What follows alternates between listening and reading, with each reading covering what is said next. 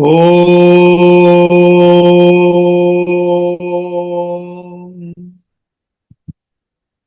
Om Sahana Bhavatu Sahanau Bhunaktu Sahaviryam Karavavahai Tejasvinavaditamastu Mavid Vishavahai. Om Shanti Shanti Shanti.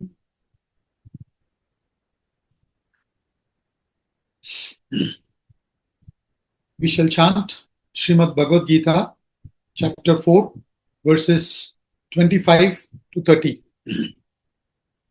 दैवमेवापरे यज्ञं योगिनः पर्युपासते ब्रह्माज्ञावपरे यज्ञं यज्ञो नैवोपजुह्वति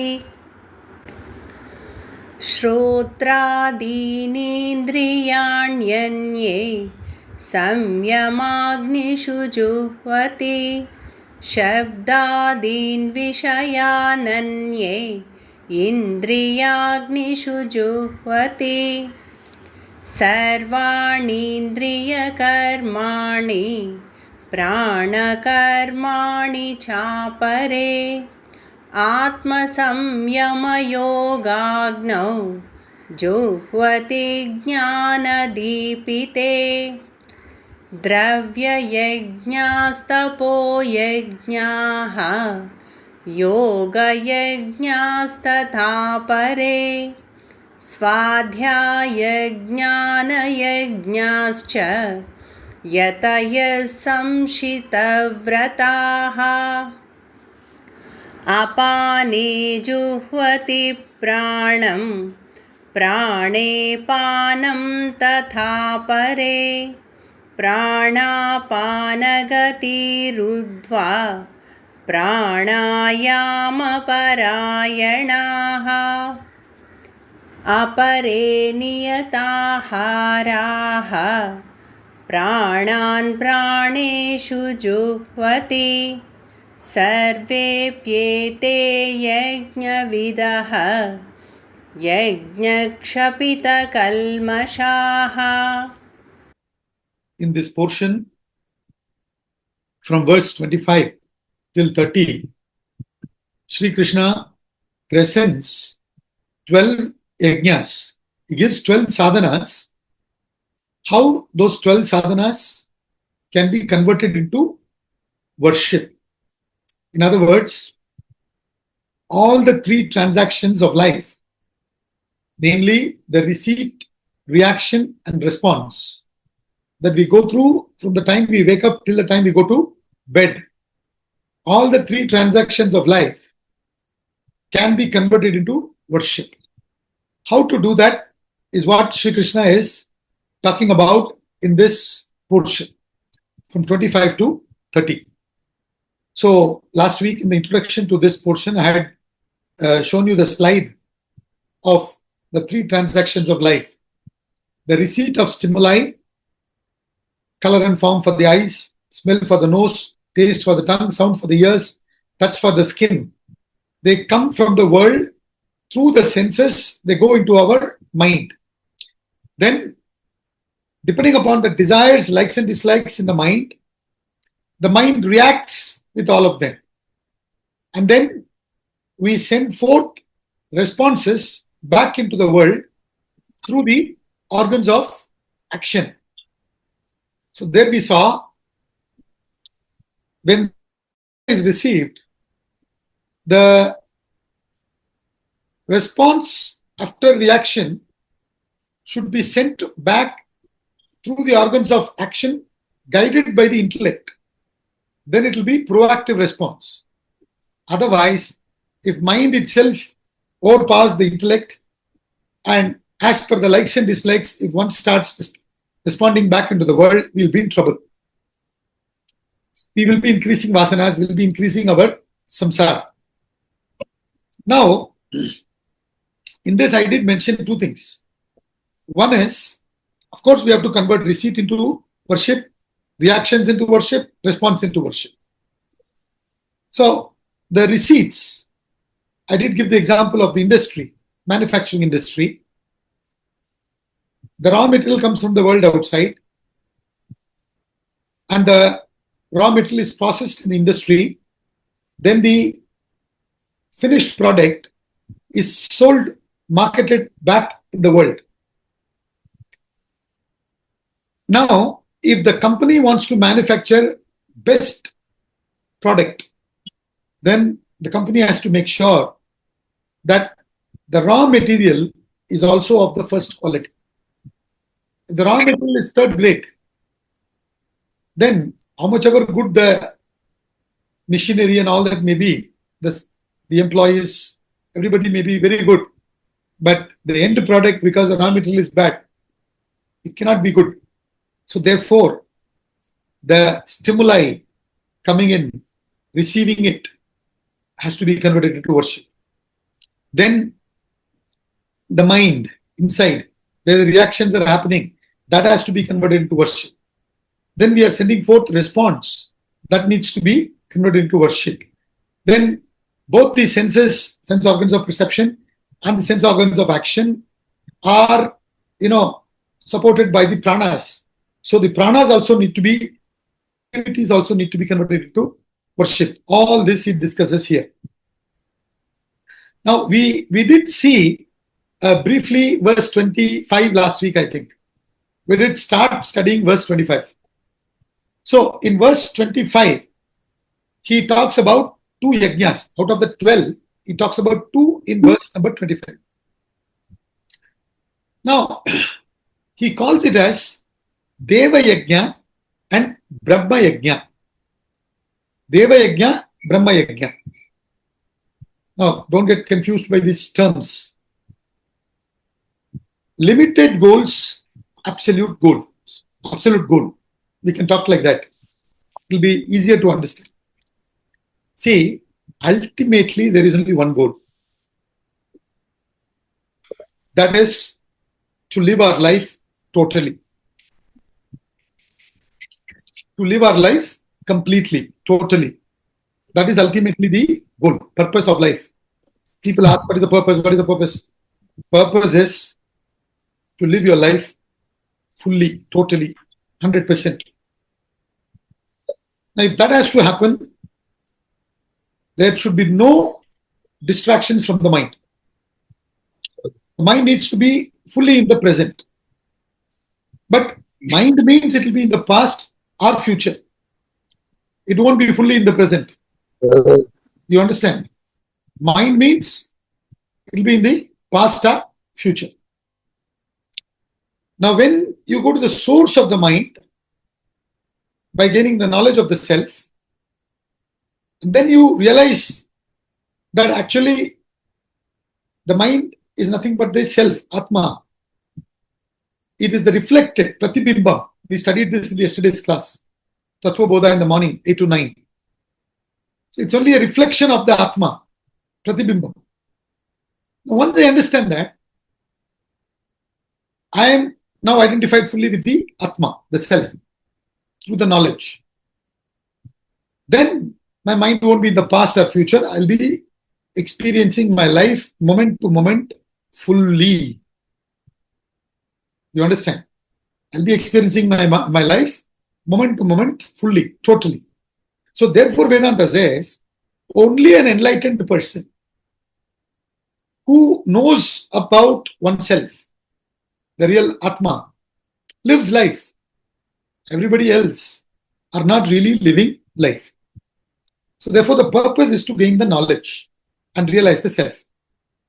Now, the knowledge, gaining it externally is not a big deal. Like now we are sitting and listening. I'm also talking. All these are relatively easy. But that knowledge has to get established in us. And as a result of its establishing in us, we should see the transformation. What is the transformation? Take the same example we discussed last week. In the last class. In my yesterday's class, Tattva Bodha class. Some of you might not have attended, doesn't matter. The example is, there is water in a bucket. Sunlight is falling on the water in the bucket and it is getting reflected. Now you have an option to identify with the reflected light or with the original light, OL or RL, original light, reflected light. And we are identified with RL, reflected light. So we think I am associated with that little water in that small bucket. That is me. The moment I think I'm limited, all the samsara starts, stress starts. So I must bring about this transformation through the knowledge, whereby I don't identify with the light with reference to the bucket of water, but I identify with the light which is original. Then when I understand that, then when I'm reflecting through the water in the bucket, I will be playing, I'll be sporting. That's the transformation. Life then becomes a tamasha. So this is all Vedanta wants. All of us should enjoy life. Vedanta is life positive. It's not life negative. Unfortunately, it's misunderstood and people think, it's life negative. So now, here, the question is, only knowledge can help me to bring this transformation. But for this knowledge to get established in me, so therefore, moksha is the goal. Liberation is the goal. Jnanam is the sadhanam. Jnanam means what? Atma Jnanam. Tattva Jnanam, not something else. That's the sadhanam. But for Jnanam to go into me, I need to become Jnana Yogyata. I need to qualify for it. So first, relatively, my goal will be what? To become Jnana Yogyata. For that, I need to do certain sadhanas. So, in this 12 yajnas, he is talking two things. First, in this verse 25, Deva yajna, Brahma yajna. Brahma yajna here means the sadhanam of knowledge. Deva yajna here means all other sadhanas which bring about chitta shuddhi, chitta ekagrata, jnana yogyata, purification of the inner personality, focused mind, and then being prepared and ready for the knowledge. Jnana siddhi can happen only in such a person. So therefore, mainly only one sadhana. What is that? Knowledge. But for that, there are many other sadhanas, which is what he is talking about here, comparing it with the daily yajnas that people do, offering to different devatas, depending upon what desire they want to be fulfilled. They offer to that particular devata and then they get the result. This is the traditional practice. There are certain mantras and preparations, all that are there, they do that. For what reason? To dedicate it to the higher, enjoy the result, understand that it is temporary happiness and rise above it and move on. So the mind becomes free so that you can now you are now available for gaining knowledge and moving on. So Deva Yajna here means sacrificing to attain self-purification, self-development. And the developed person alone can gain the knowledge or to the extent you are developed, to the extent you are purified, you can gain the knowledge and liberate. This is the idea. So he says, some yogis perform sacrifice to gods, which I explained to you. Gods here, the word starts with small g and it is given in plural with yes, gods, which means it's not referring to Brahman. It is referring to the relative goals, which can be many. So, the mind is now running into all these facets. That mind only needs to be turned inward. Now, you can say, we are sitting and studying. We all understand. It's not like we are stupid. We are all intelligent people. I am talking about including the teacher here, me.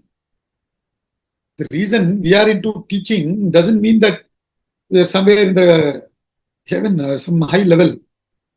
This is a sadhana for us. By teaching, we are attempting self-purification. That's all. Because when I'm teaching, whether you are listening or not, I have to listen. So maybe some transformation might come in that hope. Do you understand? I'm not talking out of humility or anything, but it's a fact. That's why we are into this. There are a few other reasons which I'm not getting into now. So now the thing is, when you offer it to the devas, the focus is not on the result. The focus is not on the result.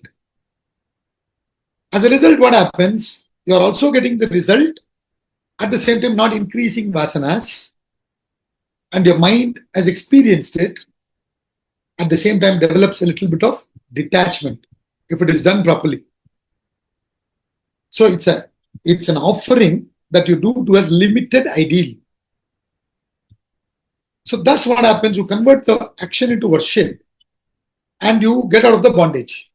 This is called yajna. It's called karma yoga. So, deva yajna. Some people do offer to various devatas according to what their desires are. So they are offering to the devas their actions. For what purpose? Chitta Shuddhi. Now, those who have attained Chitta Shuddhi, okay, they still have one thing to offer. What is that they have to offer? I. You understand? I is there? No, the small I. The small I needs to be offered in the big I. When the small I is offered in the big I, the river merges with the ocean. The river loses its limited identity and becomes one with the bigger identity, higher identity. This is called Brahma Yajna. Okay, so now with Chitta Shuddhi, he says, others perform sacrifice by offering sacrifice. See, the word here is yajna. Yajnam yajnena. Yajnena means by himself, offering himself into the fire of Brahman. It's all put in very poetic way. Offering himself by himself into the fire of Brahman means what? Through knowledge. This kind of offering can only happen at the knowledge level. It's not like, physically you cut your leg little. First you cut your leg. Then you cut other leg. Then you cut your one hand. Then you cut one portion and then offer. Not like that. Vitti jnanam aham brahma asmi jnanam.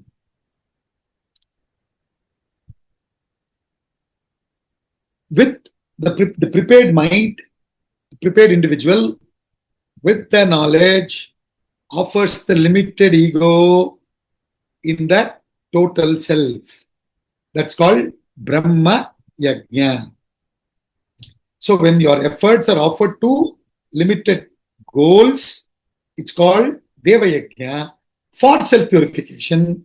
And the self-purified persons, through the knowledge, offers the ego in the fire of Brahman and loses the individuality and gains the totality, becomes Brahman. That's all. So there are two goals. Actually, there's only one goal, like I said. That is attainment of self through jnana. That's the only means.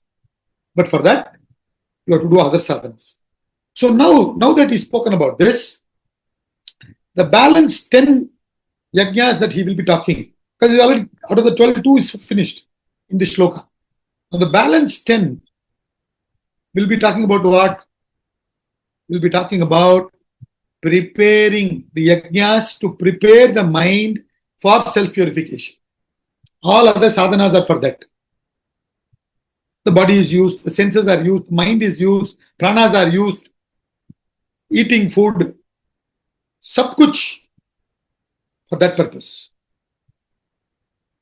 That's all. See, that's why we say Vedanta gives a sense of direction. You understand? That's all. You are doing the same thing as if it's an end in itself. Happiness is there in them. Keep on running. Instead of that, you need material wealth. You need all that for transactional purpose. How much it is, you decide. But ultimately understand that these are all only helpful in transactional area. In the transformational area, they don't help. They can't help. There only jnanam will help. So therefore, all other sadhanas, he will talk about now, 10 sadhanas, are all what? Offered to limited goal. That's the only, and for what purpose? Jnana yogyata. Now, let's get on to shloka number 26. श्रोत्रादीनीन्द्रियाण्यन्ये संयमाग्निषु जुह्वति शब्दादीन् विषयानन्ये इन्द्रियाग्निषु जुह्वति. Others offer hearing and other senses as sacrifice into the fires of restraint. This is the first line. Others offer hearing and other senses. Hearing, other senses means smelling, tasting, touching, seeing, all that. They are offering all these perceptions into the fires of restraint. Fires, he says in plural, because 5 are there, no? Hearing, smelling, tasting, touching, seeing, all that put together is 5. So he says, offers the fires of restraint. So we said, yajna means there is an offering, there is a kindling. Don't forget this. Yajna means there is something that you are offering to kindle something. Especially here, it's the fire. You are offering it into the fire. So he's taking that and then he is teaching us how we can convert everything into worship. So here he says the senses are offered, perceptions are offered into the fires of restraint. First line. Second line he says, others offer sound and other sense objects as sacrifice in the fires of the senses. He is now talking about sacrificing the stimuli and kindling the perception. So in the first line, he's talking about sacrificing the perception, kindling restraint. In the second line, he's talking about sacrificing the stimuli, kindling the perception. Is this clear? When the sound comes and falls into your ears, what is kindled? Hearing. When the taste comes and touches your tongue, then the sense of taste is kindled. Like that, everything. So he's saying this itself can be converted into worship. So in fact, in this, what you have to understand, if you want to understand the order, what he's saying in the second line of the shloka, put that as the third yajna. What he is saying in the first line of the shloka, put that as the fourth yajna. I'll tell you why. Don't get confused. Why we have to do all this? Was Sri Krishna telling all this to Arjuna in the battlefield? This second line comes first line comes second. It's just for our understanding. We'll tell you why. First, the stimuli falls into the ears and perception is kindled. That's what first happens. Then only the perception can be offered. Unless the perception happens, how can the perception can be offered? So then only you can offer the perception, kindle the restraint. Do you understand? So therefore, second line of this shloka talks about the third yajna. First line of the shloka talks about the fourth yajna. Now, it's very interesting. The first, or rather third yajna here that is talking about, called as yajna of perception, let's say. You can call it so. There are other words for it in Sanskrit, for example. They call it as Vishaya Grahana Yajna. You understand? Vishaya means sense objects. Vishaya Grahana Yajna means what? Grahana means taking in. The Vishaya is taken in and it is offered as Yajna. Vishaya means sense objects. Color and form for the eyes, smell for the nose, taste for the tongue, sound for the ears, and touch for the skin. So these sense objects are offered where in the fires of the senses, he says. In the fires of the senses. So he's saying every perception, when you live, even though you decided to lead a spiritual life, you won't be keeping your eyes closed, nose closed all the time, 24/7. You are going to perceive. You have to perceive. Vedanta is not against perception. Like I already said, it is not life negative, it's life positive. But you have to be careful as to what you perceive. Okay? Just like that, you cannot perceive anything and everything.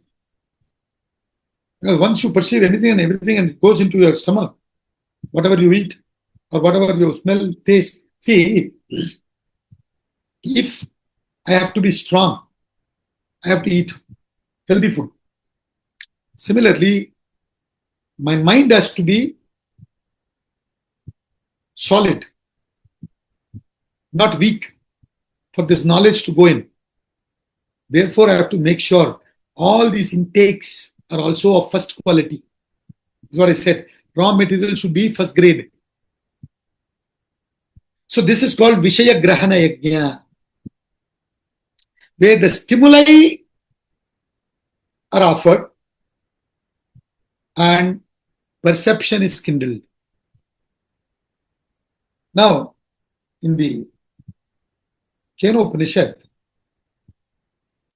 Guru says, it is not what you see that is God, but what makes you see that is God. Per se, sense objects are jadam, insentient.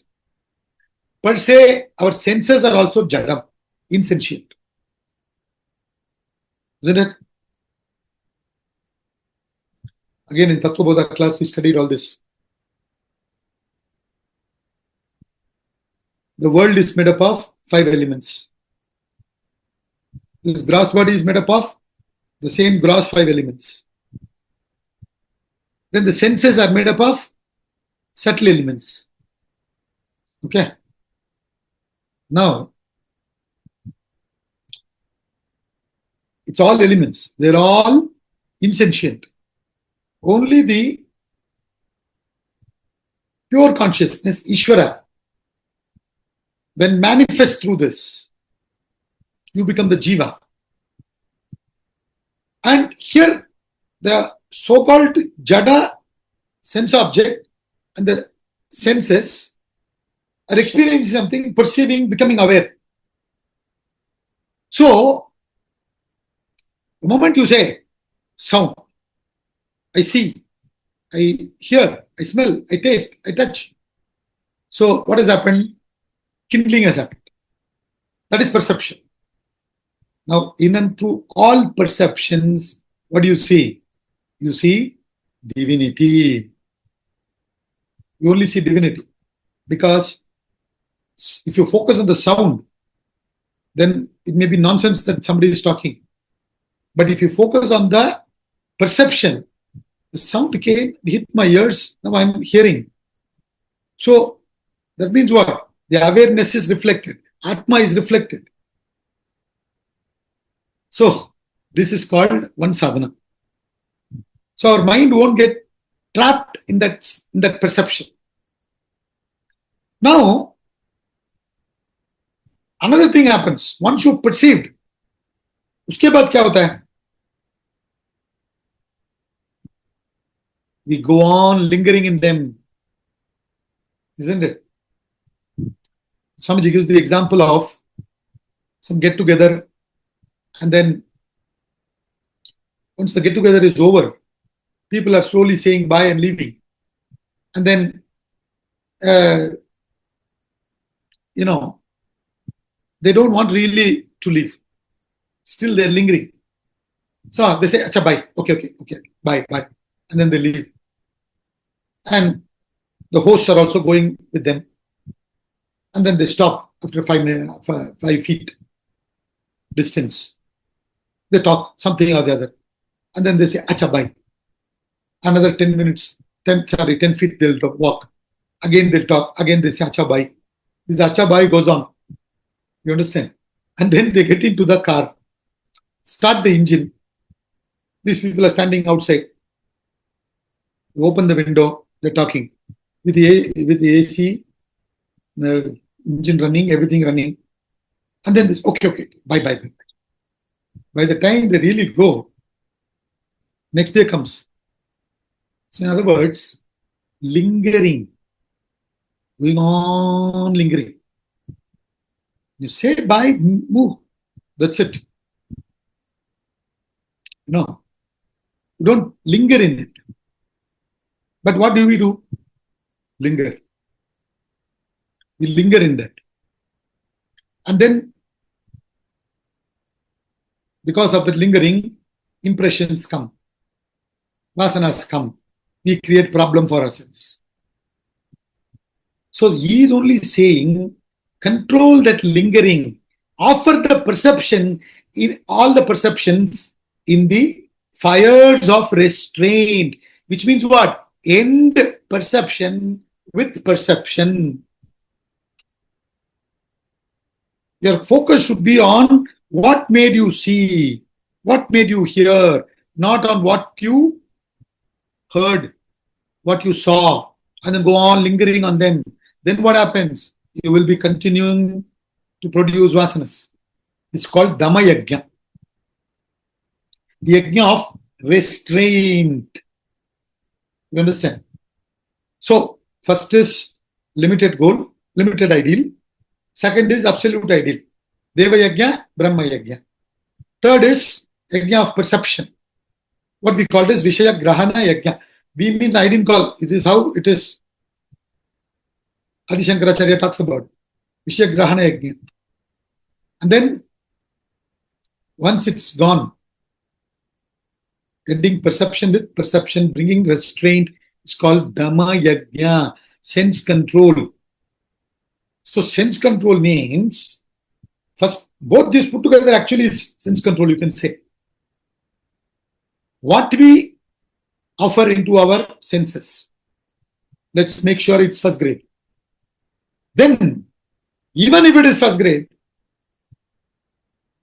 don't get involved in it. End perception with perception. So in the first, stimuli is offered, perception is kindled. In the next, perception is offered, restraints are kindled. Okay. This is the fourth yajna. Deva yajna, Brahma yajna. The third one is Vishagrahana yajna. Fourth one is Dhamma yajna. We've seen so far what? 4 yajnas. So this is what he's saying here. And he says, some yogis, where is it? He says, others offer hearing and other senses as sacrifice into the fires of restraint. Others means other people. Others offer sound and other sense objects as sacrifice in the fires of the senses. So the second line, third yajna, first line, fourth yajna. Now we have to move to the next shloka. Shloka number 27.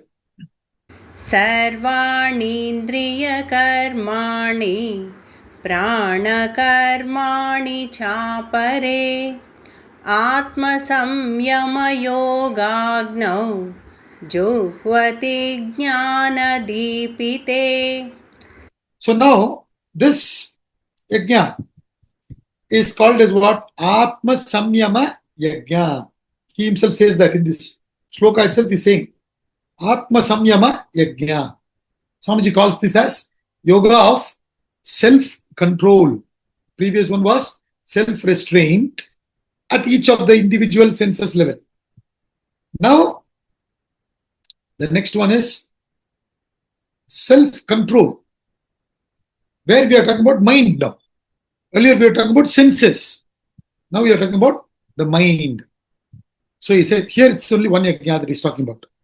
That's the fifth yajna, called as yoga of self-control yajna, or you can call it as Atma Samyama yajna or Shama yajna. Dhamma means sense. Dhamma yajna means sense control. Shama yajna means mind control. So why are you doing these restraints? For what? To prove in the restraints that we talked about in the previous shloka, ending perception with perception. For what reason? To bring about mind control. See, you can stop,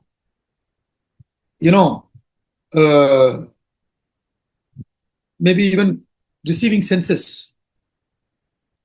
But even when you're sitting down quietly in your room, you're not really sitting down quietly. You're sitting down alone, you can say. Not even alone, lonely. Your mind is going on thinking because there's already a lot of impressions. So you need to quieten the mind. Meaning, it has to be calmed. It has to become calm. And that's what he's talking about. And that is only possible, he says, Juvati Jnana Dipite. Juvati Jnana Dipite means through Jnana Dipite, through the light of wisdom, through the light of knowledge. This is what Juvati Jnana Dipite means. So, now, what is this Viveka Shakti? Discriminating power kindled by the fire of wisdom is this. Jnana Dipite, light of wisdom. Sir. See, before that, let's go to the shloka first. Sarvanindriya karmani. Sarva indriya karmani means what? Sense organs of perception, hearing, smelling, tasting, touching, those things he's talking about. Then he says prana karmani. All prana karmani means what? Organs of action. Others cha apare, others offer, sacrifice all the functions of the senses, organs of perception, and the functions of the vital layers, organs of action, into the fire of yoga of control kindled by wisdom, light of wisdom, Gnana Deepite. Now, even though you ended perception with perception, that perception brought some kind of joy, no? You spend time with your friends in the party. So you are lingering, not wanting to go back.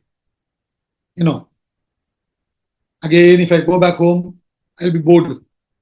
So yeah, I don't want to go. Lingering. You somehow cut that and go. Now, your mind is thinking there was joy in that experience. Are you with me? Now, the mind can become calm without craving for it only when it is educated that actually there is no joy in that. If at all you experience some joy, it's not coming from that contact. This can only be, this can only achieve that self-control. Meaning what? Even though you have shut the room and you're sitting down, closing your eyes, your mind doesn't wander. Why it's wandering? Why it's going? Because it's only going to go in the areas what it likes. So now you have to use the discrimination, Viveka Shakti, and make the mind understand that actually there is no enjoyment, happiness in that. Or even if there was something, first of all, it is temporary. Number one point. Then number two, when you really probe into it, actually there is nothing.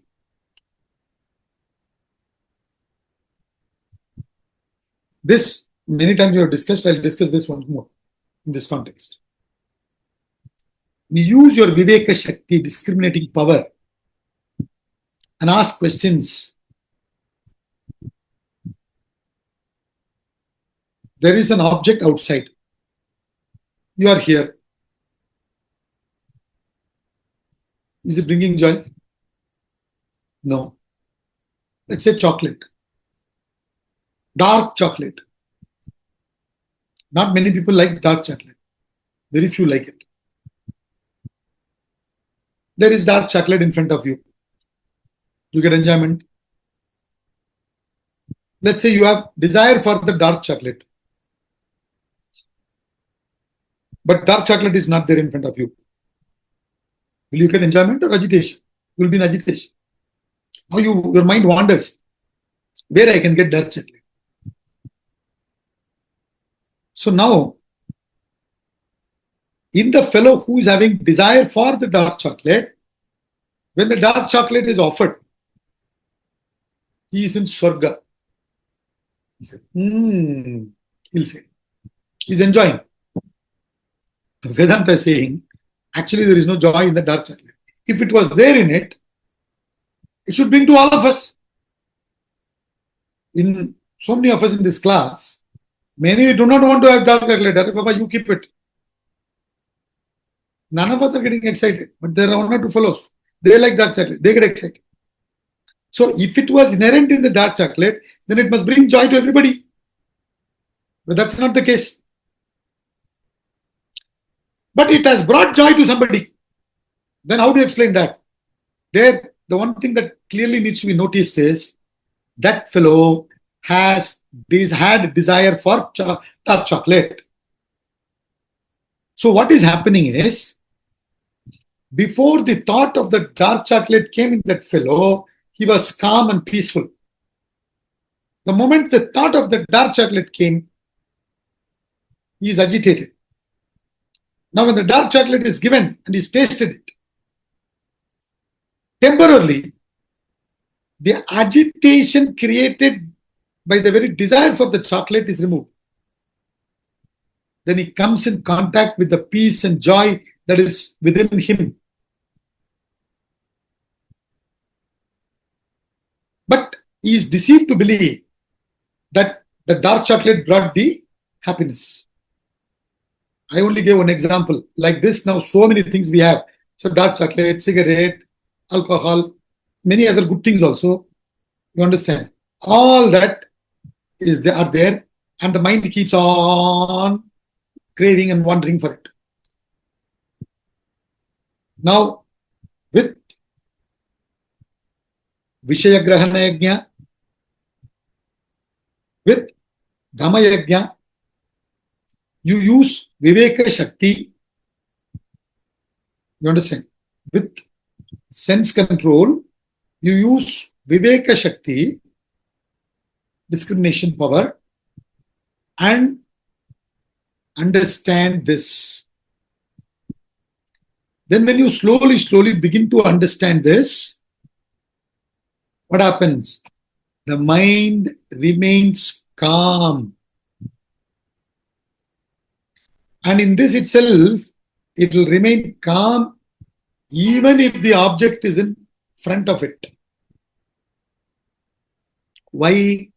Through the knowledge, through the power of discrimination, the understanding is established that actually there is real value is not there in it. It gets value because of the Atma. If they look at it from other angle, where are you really enjoying the receiving the enjoyment? Where is it happening? What is the seat of enjoyment? The mind. This also we studied in Tattva Bodha. Gross body is only the counter. The instrument is the subtle body. So, if you're selling books, you need a counter. You keep the books on the counter. Like that, for the perception to go and register in our mind, we need counter. That counter is tongue, nose, skin, all that. Gross one I'm talking about. Through that it goes. But finally it gets registered in the mind. When it gets registered in the mind, you are experiencing joy or sorrow, whatever. If you're eating bitter gourd,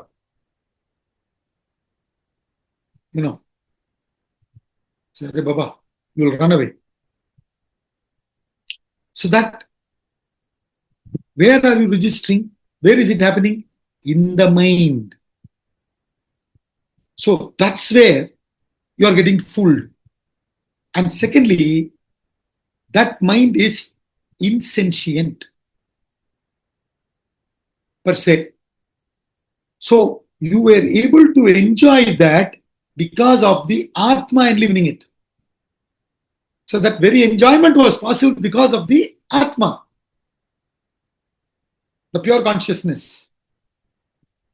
So like this, when you clearly discriminate, what happens? You slowly understand, drop the value of these sense objects, of these sense perceptions. The mind slowly turns totally introverted. And it can go when needed for transactional purpose. Even when it is engaged in the world for transactional purpose, it will be under full control.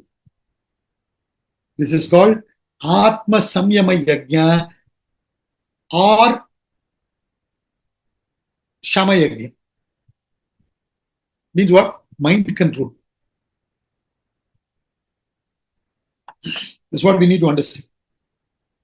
So here if you see, Atma Samyama Yoga, now says in the fire of yoga of self-control. Fire, not fires, like last shloka said fires of self-restraint. Because 5 senses are there, he talked about the same thing in plural. Ending perception with perception there. Here, mind is only one. Therefore, he said fire of self-control, yoga of self-control. So this is called mind control. This deals with the reaction. You understand? This deals with the reaction. Previous one is receipt, sense control. When you say mind control, it's talking about what? Reactions. Now, let's say you have a glass of water and there is some sand inside, but it is settled, niche.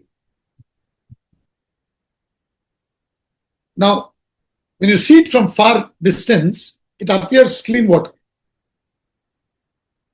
And nothing has been added to it newly. So it looks clean. But when you stir it, you will see all the sand particles rising. Exactly like that. In our mind, when we sit down only, we see it starts creating havoc. All the attachments, all the perceptions, everything.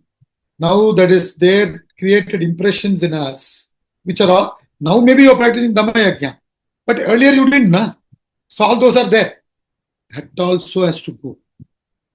That will go only through Viveka Shakti with Dhamma Yajna when you practice. Otherwise it won't go.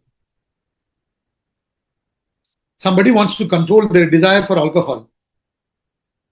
If he sits in the bar,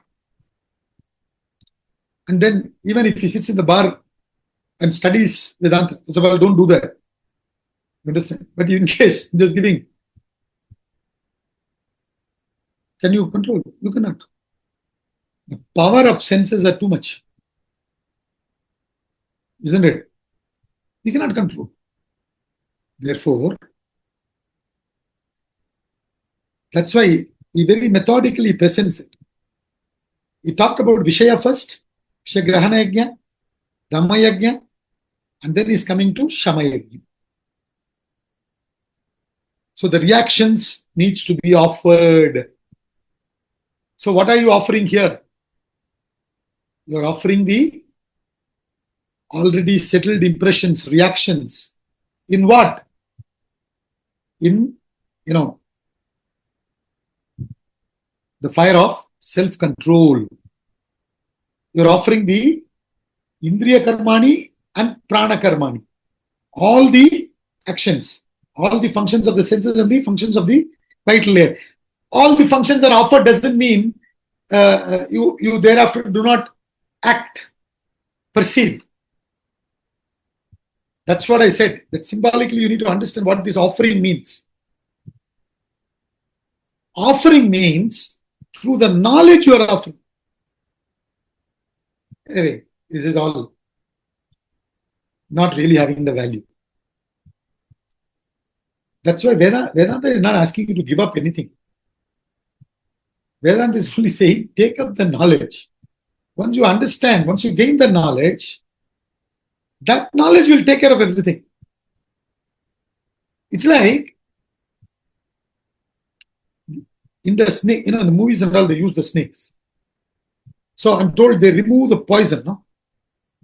They remove the poison from the snake. Now it doesn't matter, it can do nothing.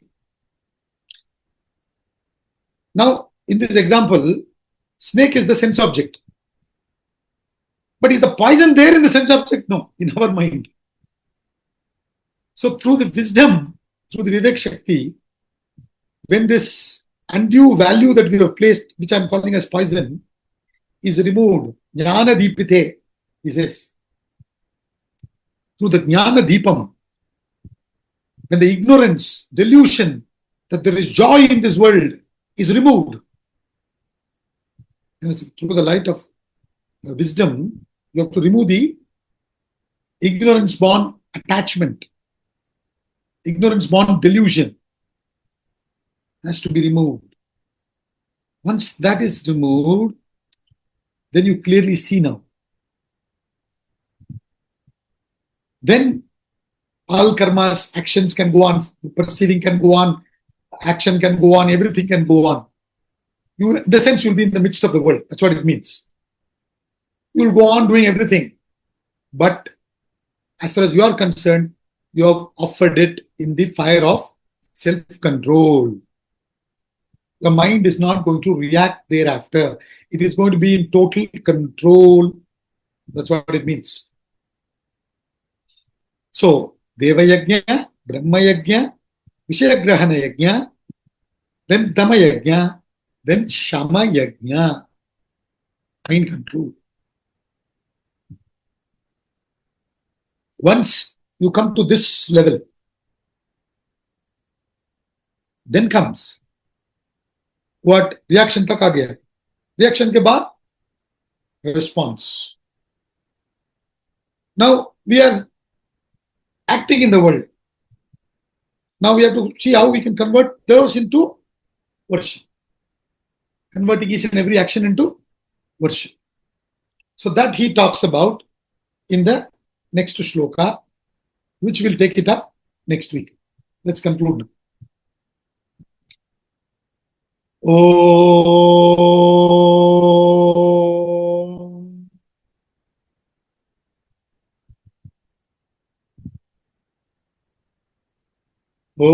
Purnamada Purnamidam Purnat Purnamudachyate Purnasya Purnamadaya Purnameva Vashishyate.